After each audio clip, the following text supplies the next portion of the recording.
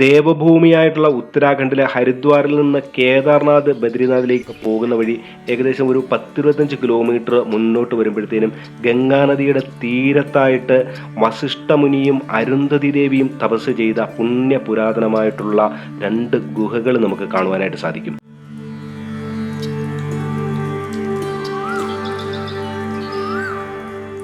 ഈ വസിഷ്ഠ ഗുഹയുടെയും അരുന്ധതി ഗുഹയുടെയും കാഴ്ചകളാണ് ഇന്നത്തെ വീഡിയോയിൽ ഉൾപ്പെടുത്തിയിരിക്കുന്നത്.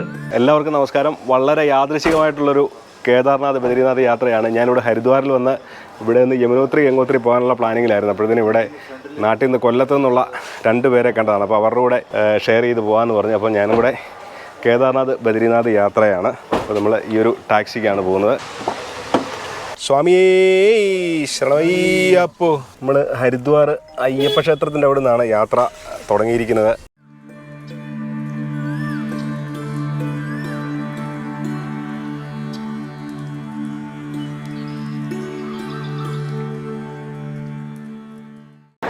ഈ 2023 ഞാൻ ഈ വഴിയെ മുഴുവൻ നടന്നു വന്നിട്ടുള്ളതാണ്. അതുകൊണ്ട് ഈ സ്ഥലങ്ങളൊക്കെ അറിയാം. ഋഷികേശിൽ നിന്ന് കേദാർനാഥിന് പോകുന്ന വഴിയാണ്. വഴിയിൽ ഏകദേശം ഒരു 21 കിലോമീറ്റർ വരുമ്പോഴാണ് ഈ വസിഷ്ഠ ഗുഹ വരുന്നത്. ആണ് വസിഷ്ഠ ഗുഹ, വസിഷ്ഠ ആശ്രമം. ഇന്ന് കുറച്ച് താഴോട്ടിറങ്ങി പോകണം. അപ്പോൾ നമ്മൾ ഹരിദ്വാറിൽ വെച്ച് പരിചയപ്പെട്ട 2 സഹോദരന്മാരാണ്. അരുണ്, ഇത് ഗോവൻ ചേട്ടന്.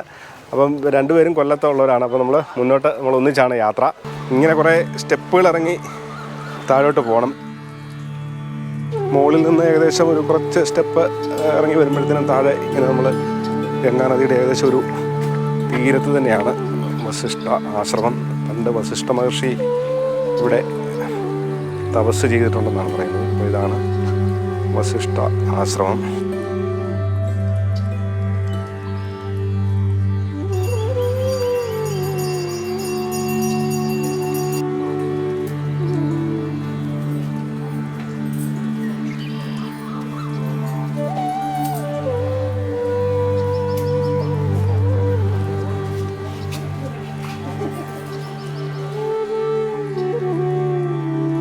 ഈ വസിഷ്ഠ ഗുഹയുടെ അവിടുന്ന് കുറച്ച് താഴെയായിട്ട് ഗംഗാനദിയുടെ തീരത്ത് തന്നെയായിട്ടാണ് അരുന്ധതി ഗുഹ.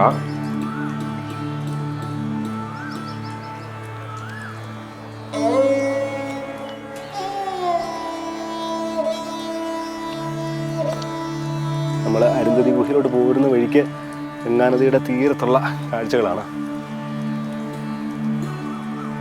ഇവിടെ ഇങ്ങനെ ഗംഗാനദിയുടെ തീരത്തായിട്ട് ഈ കാണുന്നതാണ് അരുന്ധതി ഗുഹ. കുറച്ച് മുകളിലോട്ട് കയറി പോകണം.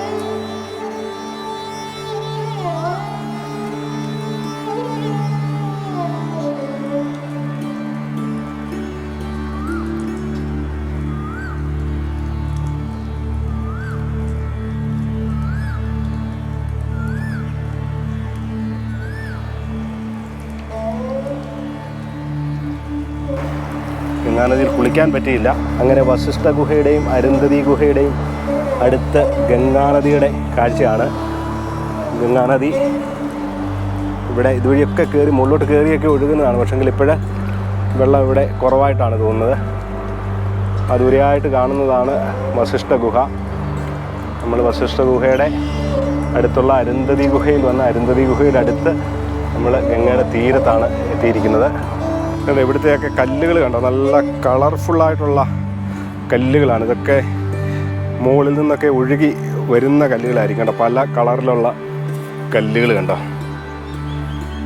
നമ്മൾ പല സ്ഥലങ്ങളിലും കണ്ടിട്ടുണ്ട് ഇങ്ങനെ കല്ലുകൾ എടുത്ത് വെക്കുന്നത്. ഇതിങ്ങനെ പറയുന്നത് ആഗ്രഹങ്ങളൊക്കെ സാധിക്കാൻ വേണ്ടിയിട്ട് കല്ല് എടുത്ത് വെക്കുന്നതാണെന്നാണ്.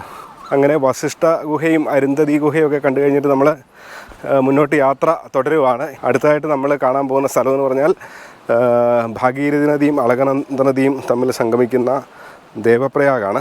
അങ്ങനെ വസിഷ്ഠ ഗുഹയുടെയും അരുന്ധതി ഗുഹയുടെയും ഒക്കെ കാഴ്ചകളുമായിട്ട് ഈ ചെറിയ വീഡിയോ ഇവിടെ പൂർണ്ണമാവുകയാണ്. വീഡിയോ ഇഷ്ടപ്പെട്ടെങ്കിൽ ലൈക്ക് ചെയ്യുക, നിങ്ങളുടെ അഭിപ്രായങ്ങളൊക്കെ കമൻറ്റ് ചെയ്യുക. വീഡിയോ സബ്സ്ക്രൈബ് ചെയ്യാതെ കാണുന്നവർ ചാനൽ ദയവായിട്ടൊന്ന് സബ്സ്ക്രൈബ് ചെയ്യുക. എല്ലാവർക്കും നമസ്കാരം.